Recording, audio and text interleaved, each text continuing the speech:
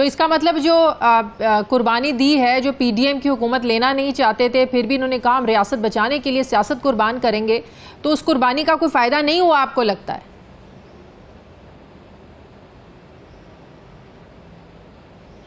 देखें, उस कुर्बानी का किसी हद तक रियासत को तो फ़ायदा पहुंचा कि पाकिस्तान डिफ़ॉल्ट होने से बच गया, मगर रियासत जिसको कहते हैं और रियासती इदारों में बैठे लोग, उन्होंने उस तरह बिहेव नहीं किया कुर्बानी देने वालों से।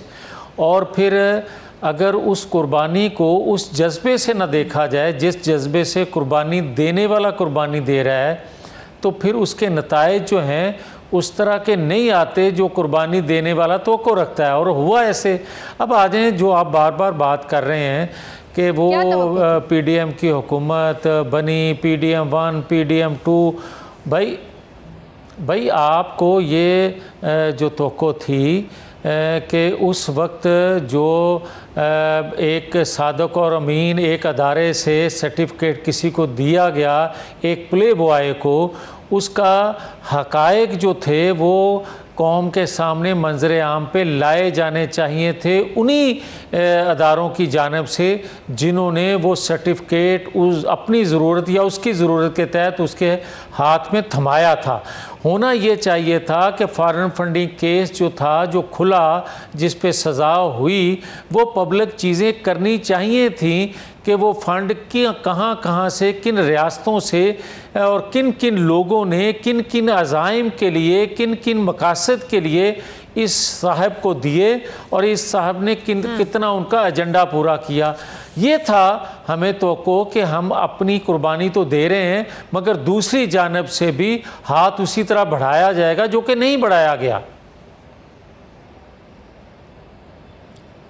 दूसरी तरफ आप हाथ अगर उधर अभी तक नहीं बढ़ा है तो इस पर हम क्या कह सकते हैं? जो तहरीक इंसाफ के साथ हो चुका, जो तहरीक इंसाफ के साथ हो रहा है, जो इमरान खान के साथ हुआ, एक हफ्ते में 3 केसेस, उनमें सज़ाएं, फिर बाद में उन सज़ाओं के साथ जो कुछ हुआ आपको पता है, बरियत मिल गई, अभी तक इमरान खान जेल में है, शाह महमूद कुरैशी, तो और क्या तवक्को थी? क्या होना चाहिए था पीटीआई के साथ जिसको सादिक और अमीन का सर्टिफिकेट मिला, और क्या क्या होना चाहिए था उसके साथ? इससे ज्यादा क्या हो सकता था?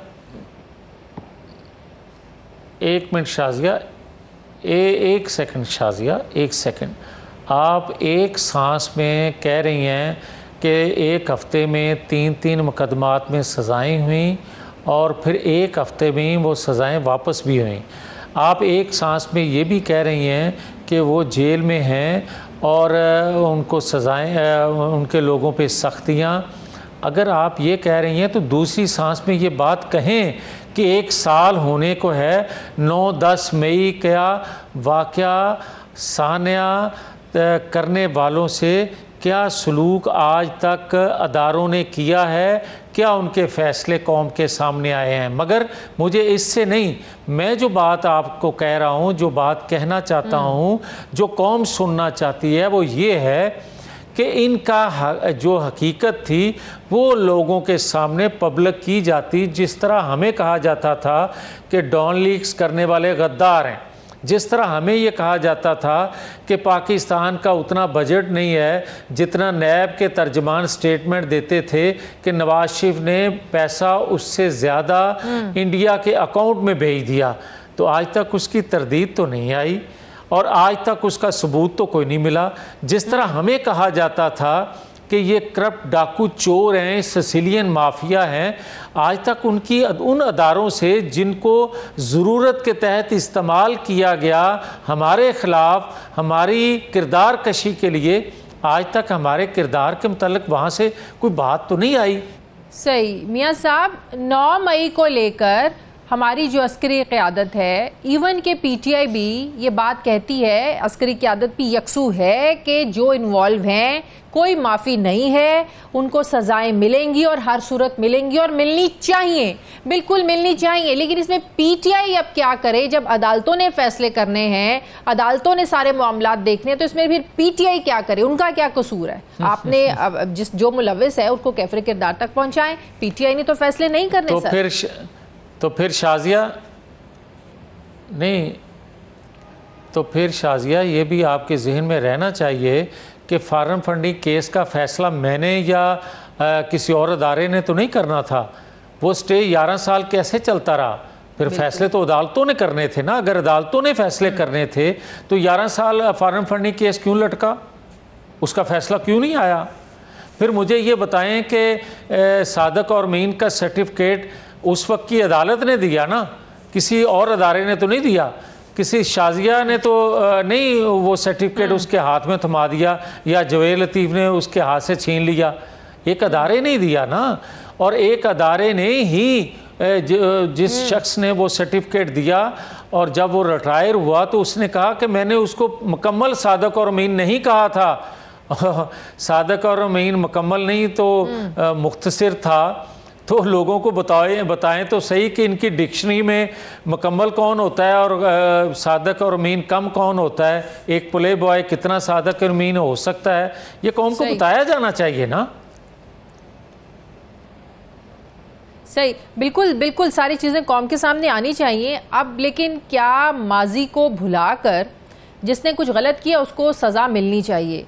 आप नहीं समझते कि मामलात को आगे बढ़ना चाहिए? आप देखें, चाइना भी पाकिस्तान में सियासी अदम इस्तेहकाम की बात कर रहा है। ये चाइना ने 1-2 दिन पहले जो यहाँ पर कॉन्फ्रेंस हुई, इजलास हुआ, एक बहुत बड़ा कंसर्न शो किया चाइना ने पाकिस्तान में पॉलिटिकल इंस्टेबिलिटी को लेकर। तो आप नहीं समझते कि पीटीआई के साथ मुज़ाकरात का जो सिलसिला है वो आगे बढ़ना चाहिए? सियासी जमातों को इनिशिएटिव लेना चाहिए, बशमूल तहरीक इंसाफ को भी मैं कहती हूँ 4 कदम पीछे हटना चाहिए इस मुल्क की बका के लिए, इस मुल्क की सलामती के लिए, अपनी जिद और अनाज छोड़ के।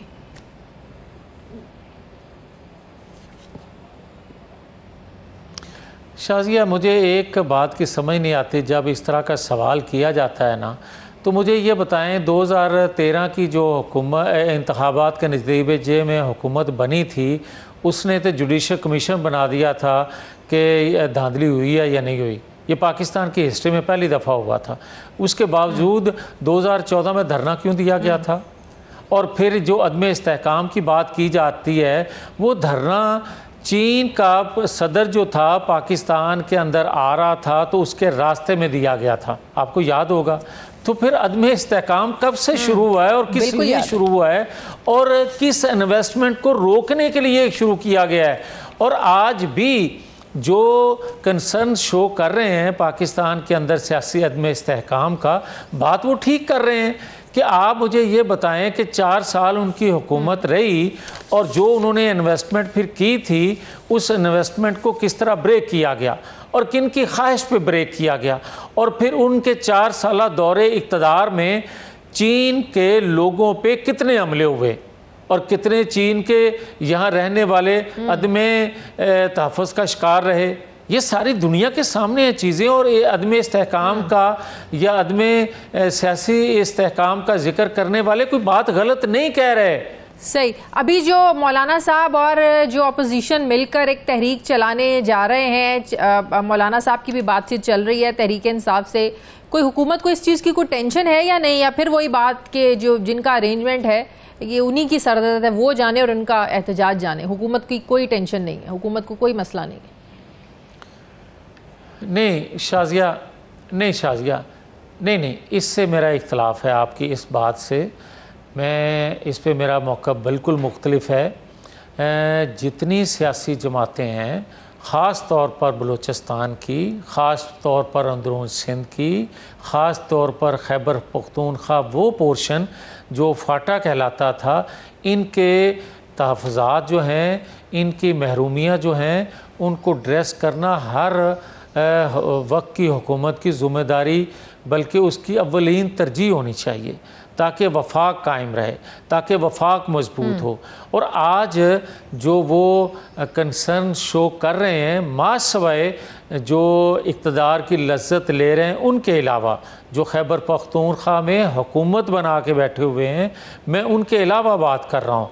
उनके अलावा क्यों कह रहा हूँ? इसलिए कि भाई आप तो वो माहौल ही पैदा नहीं कर रहे कि जिसमें सियासी जमातें मिलके बैठें, आप तो वो माहौल ही नहीं बना रहे, आप तो वो बात ही नहीं कर रहे जिसका कोई हल हो।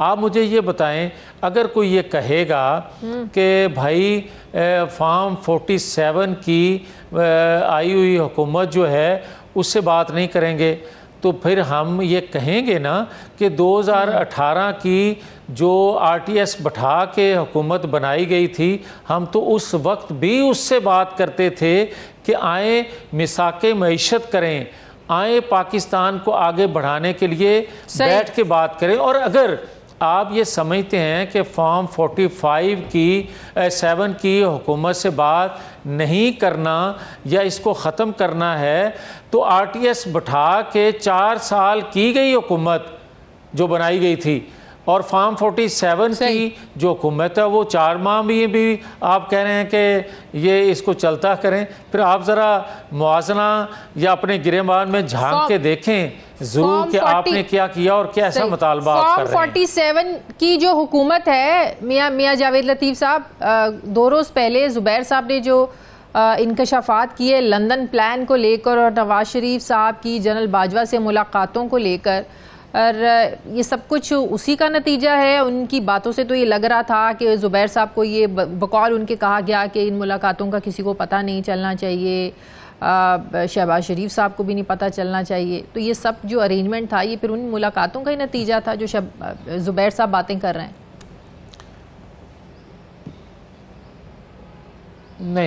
नहीं, देखें, मैं एक बात कह दूं और बड़ा क्लियर इस पे हूँ मैं कि 2017 में जब एक फ़ैसला दिलवा के और देने वालों ने निकाल दिया नवाज शरीफ को प्राइम मिनिस्टर हाउस से, उसके बाद से आज तक बाजवा साहब हों या फैज़ साहब हों, उनसे नवाज शरीफ की कोई मुलाकात नहीं हुई। ये मैं ज़िम्मेदारी से कह रहा हूँ।